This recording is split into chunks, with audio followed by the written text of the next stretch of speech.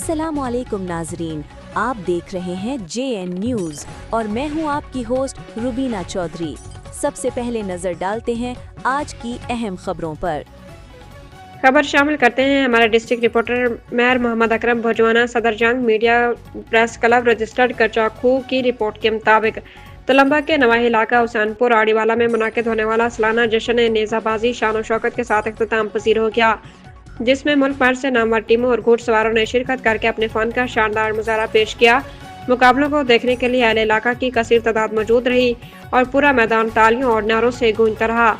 गुज़श्ता रोज होने वाले फाइनल मुकाबलों में सेक्शन कैटेगरी में पहली पोजीशन सुल्तानिया हैदरिया आवान क्लब ने हासिल की, जबकि दूसरी पोजीशन अल हफीज क्लब जिला जेहलम के नाम रही। इसी सेक्शन में तीसरी पोजीशन भी सुल्तानिया हैदरिया आवान क्लब ने अपने नाम की। सिंगल मुकाबलों में पहली पोजीशन घेबा क्लब फैसलाबाद ने हासिल की, दूसरी पोजीशन अल हफीज क्लब जेहलम के हिस्से में आई, जबकि तीसरी पोजीशन राजा शाहिद क्लब रावलपिंडी ने हासिल की।